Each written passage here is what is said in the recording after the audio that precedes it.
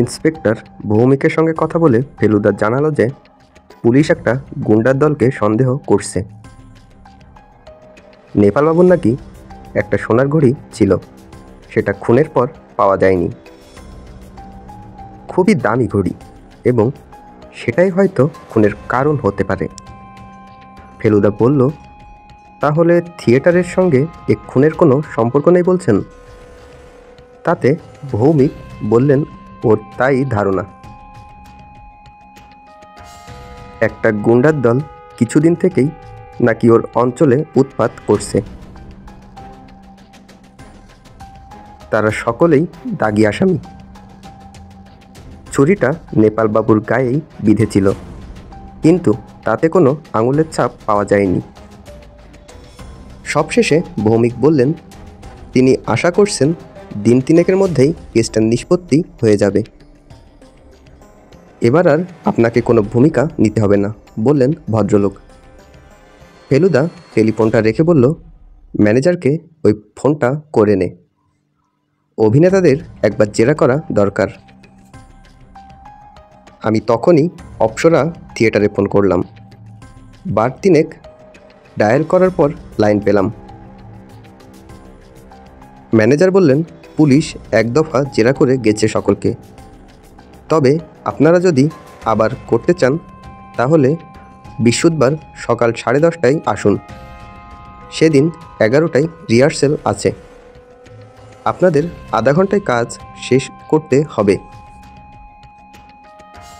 আমি ফোনটা নামিয়ে রাখার পর ফেলুদা বলল, টপ 3 জন আর ওই নতুন অ্যাক্টরটিকে জেরা করলেই হবে।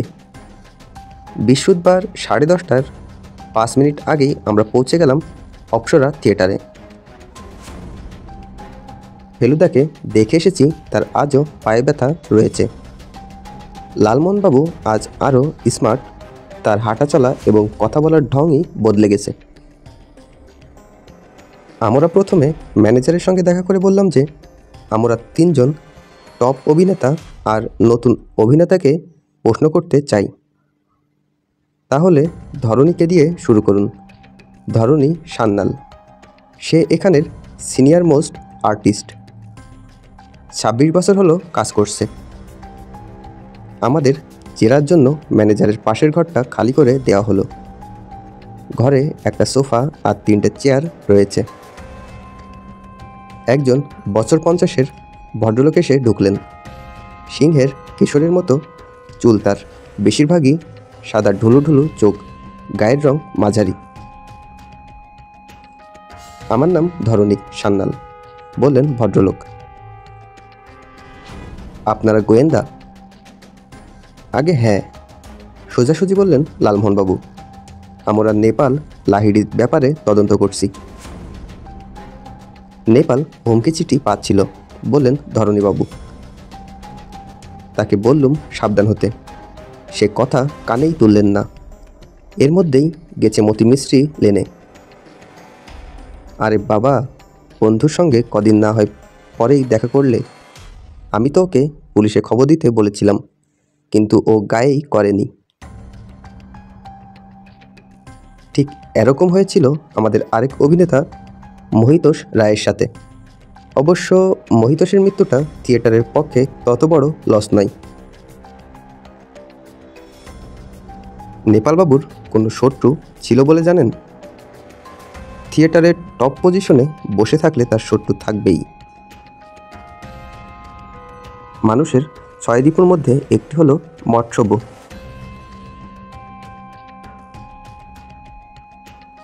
নেপালের শত্রু থাকবে না? তবে যদি জিজ্ঞেস করেন কোনো শত্রু এই কুকীর্তি করেছে বা শত্রু ছাড়া অন্য কেউ করেছে কিনা, তা বলতে পারবো না। আগে না, এমনি থিয়েটারের ভগুপ্তায় 3 দিন দেখা হচ্ছে। তার উপর সে আমার এমন বন্ধু ছিল না যে অন্যদিনও দেখা করব। যেদিন খুন হয় সেদিন সন্ধ্যাবেলা আপনি কি করছিলেন? কালীকিঙ্কর ঘোষের বাড়ি কত্তুন শুনেছিলুম। ইচ্ছে করলে যাচাই করে নিতে পারেন। ঠিক আছে, আপনাকে আর কোনো প্রশ্ন করার নেই। এবার এলেন দীপেন বোস, বয়স ৪৫ বছর, মাথা ভর্তি কোকড়া চুল, ঠোঁটের কোণে একটা সিগারেট, দাড়ি-গোঁফ নেই। ভদ্রলোক বললেন, আমি আর নেপাল প্রায় একই সঙ্গে অপ্সরা থিয়েটারে জয়েন করি। সে ছিল জাত অভিনেতা। আমারও অ্যাম্বিশন ছিল, কিন্তু দেখলাম নেপালের সঙ্গে পেরে উঠব না। তাতে আপনার মনে ঈর্ষা জাগেনি? তা জেগেছে বই কি, কিছুক্ষণ জেগেছে। অনেক দিন মনে মনে ভেবেছি এই লোকটা আমার পথের কাঁটা হয়ে রয়েছে, এটাকে সরানো যায় না। এই চিন্তাকে কার্যে পরিণত করার ইচ্ছা হয়নি কোনো দিন। পাগল, আমরা ছাপোষা লোক, আমাদের দিয়ে কি খুন খারাপি হয়? নাটক করি, তাই নানা রকম নাটকীয় চিন্তা মাথায় আসে। ব্যাস, ওই পর্যন্ত। যেদিন খুনটা হয় সেদিন সন্ধ্যাবেলা আপনি কি করছিলেন? বায়োস্কোপ দেখছিলাম, তবে প্রমাণ দিতে পারবো না। টিকিটের অর্ধাংশ আমি কখনো রাখি না। কি ছবি দেখলেন? মনের মানুষ। কেমন লাগলো? Third class. ঠিক আছে, আপনি আসতে পারেন। তৃতীয় অভিনেতা নাম ভুজঙ্গ রায়। এর বয়স 50-এর উপর, চোখা নাক, চোখ কোটরে বসা, গাল তোবড়ানো, মাথার চুল পাতলা হয়ে এসেছে। আপনার সঙ্গে নেপালবাবুর সদ্ভাব ছিল। এই থিয়েটারের নেপালি ছিল আমার সবচেয়ে বড় বন্ধু। তার মৃত্যু সম্বন্ধে আপনার কিছু বলার আছে? এর চেয়ে বড় ট্র্যাজেডি থিয়েটার মহলে অনেক দিন হয়নি। নেপাল ছিল আশ্চর্য অভিনেতা। আমার সঙ্গে কোনোদিন ক্লাশ হয়নি, কারণ ও করত নায়কের রোল আর আমি করতাম ক্যারেক্টার পার্ট। উনি হুমকি চিঠি পাচ্ছিলেন সেটা আপনাকে বলেছিলেন? প্রথম দিনই আমি ওকে ওয়ার্নিং দিই, এসব চিঠি উড়িয়ে দিও না, আর বিশেষ করে মতি মিস্ত্রি লেনে কিছুদিন যাওয়া বন্ধ করো। ওই পাড়াটা নটারিয়াস, কে কার কথা শোনে। নেপালের বিশ্বাস ছিল তার আয়ু 82 বছর, সেটা কেউ খণ্ডাতে পারবে না। তাহলে আপনার ধারণা গুন্ডার হাতেই তার মৃত্যু হয়? তাই তো মনে হয়, কারণ তার দামি ঘড়িটাও তো পাওয়া যায়নি। সোনার ওমেগা ঘড়ি দাম ছিল 27,000 টাকা।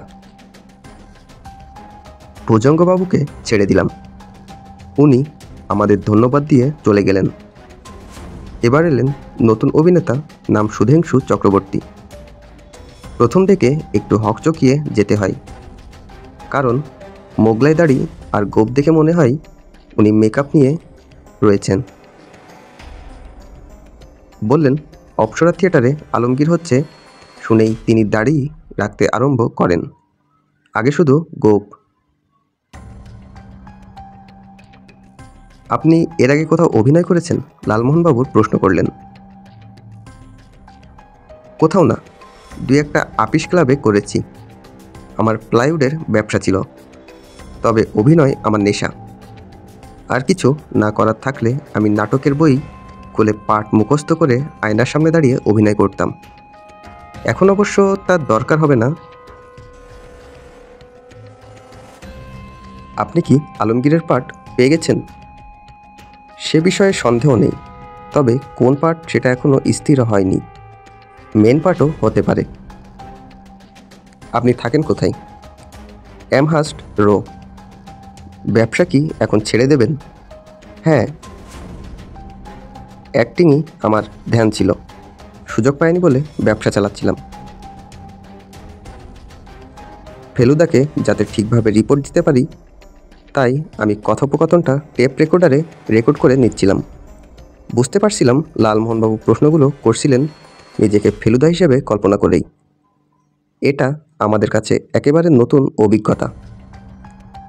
সুধেংশুবাবুকে আরেকটা প্রশ্ন করার ছিল। আপনার সঙ্গে নেপালবাবুর আলাপ হয়েছিল? সামান্যই। তবে ওর অভিনয় আমি অনেক আগেই দেখেছি, খুব ভালো লাগতো। ফেলুদা খুব মন দিয়ে আমাদের রিপোর্ট শুনল, তারপর বলল, আমার অ্যাবসেন্সে তো তোরা ভালোই চালিয়ে নিতে পারছিস। লালমোহনবাবু বললেন, প্রশ্ন করাতে খুব একটা বুদ্ধি লাগে না, আসল কথা হচ্ছে উত্তরগুলো থেকে কি বোঝা গেল। আমি তো মশাই এখনও যেই তিমিরে সেই তিমিরেই। আর গুন্ডা যদি মেরে থাকে লাহিড়িকে, তাহলে তো পুলিশ তার কিনারা করবেই। গুন্ডারা হুমকি চিঠি দিয়ে খুন করে না। তা বটে।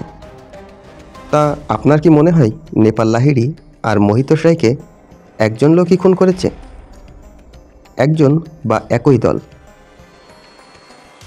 সেটাই তো স্বাভাবিক, কিন্তু মোটিভটা ধরুন যদি অন্য থিয়েটারের লোক খুন করে থাকে, সেখানে তো স্পষ্ট মোটিভ রয়েছে। অপ্সরা থিয়েটারে এখন টপ 2 জন অভিনেতা চলে গেল, ওদের আবার মাথা তুলে দাঁড়াতে কি কম সময় লাগবে? ফেলুদার পায়ে এখনো বেশ ব্যথা, বোধহয় এক্স-রে করাতে হবে।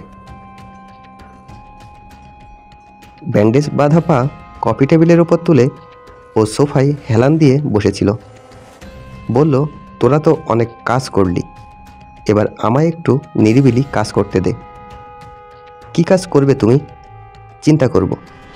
একটা আলোর আভাস দেখতে পাচ্ছি অন্ধকারের মধ্যে, সেইটে আরো উজ্জ্বল হওয়া দরকার।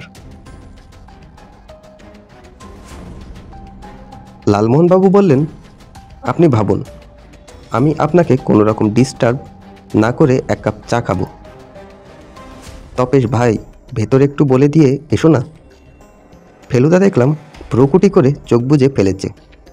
শেষটাই কি ও ঘরে বসেই রহস্যের সমাধান করে ফেলবে নাকি? কিছুক্ষণ চুপ থেকে ও একটা প্রশ্ন করল, এইসব অভিনেতাদের সঙ্গে যে কথা বললি, এদের কারোর মধ্যে কোনো বাতিক লক্ষ্য করলি? আমি বললাম, ভুজঙ্গ রায় নস্যি নেন, ধরণী সান্যাল বিড়ি খান, আর সুধেংশু চক্রবর্তী মশলা খান। গুড। আবার কিছুক্ষণ নিস্তব্ধ। ইতিমধ্যে বিনাথ লালমোহনবাবুকে চা এনে দিয়েছে। ভদ্রলোক বেশ তৃপ্তি সহকারে পান করছেন। আমি একটা পত্রিকার পাতা উল্টে যেতে লাগলাম। ফেলুদার কাছে নানা রকম পত্রিকা আসে, তার বেশিরভাগই অবশ্য ওয়েস্ট পেপার বাস্কেটে চলে যায়। মিনিট 5 নিস্তব্ধতার পর ফেলুদার দিকে যে দেখি ও চোখ খুলেছে, আর সেই চোখ জলজল করছে। লালমোহনবাবু চাপা স্বরে বলল, ফেলুদা, আগে এই যে সুধেংশু চক্রবর্তী, ইনি কি মাঝারি হাইটের লোক? হ্যাঁ। ফর্সা রং? হ্যাঁ। বছর 40-45 বয়স? হ্যাঁ। কিন্তু আপনি ওকে চেনেন নাকি? শুধু আমি নই, আপনারাও চেনেন। বলেন কি?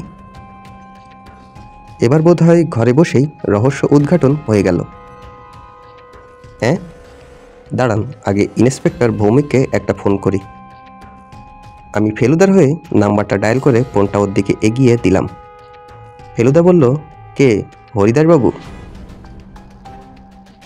আমি প্রদোষ মিত্র কথা বলছি।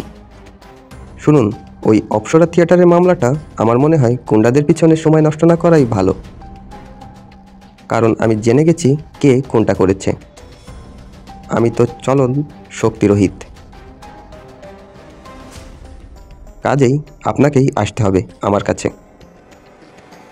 আমি 99% শিওর ঘণ্টাখানেকের মধ্যে এলেই হবে। ফেলুদা ফোন রেখে দিল। আমরা ওর মুখের দিকে চেয়ে রয়েছি।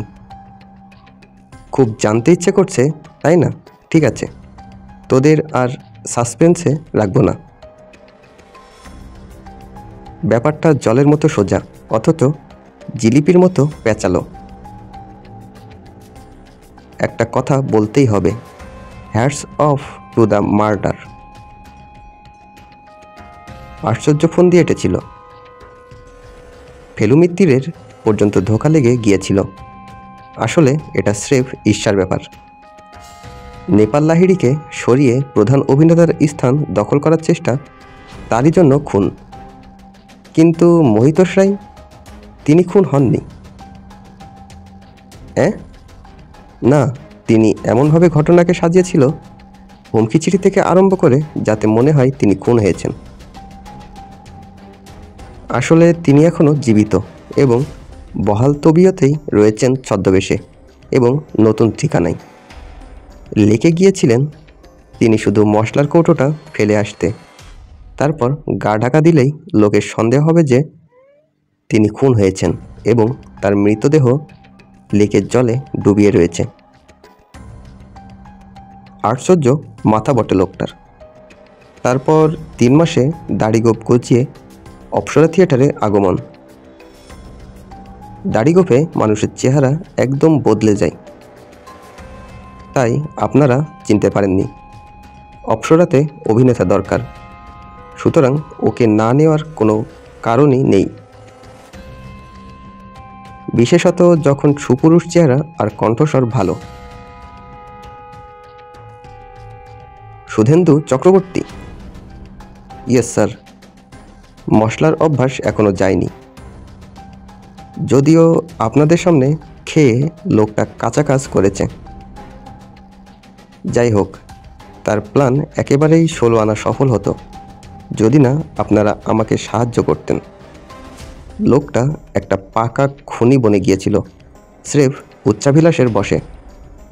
আংটি চুরিটা অবশ্য স্রেফ ভাওতা। কিন্তু ফেলু মিত্তিরকে তো সে চেনে না, আর আমার কাছে এসে যে কত বড় ভুল করেছে এবার সে বুঝতে পারবে।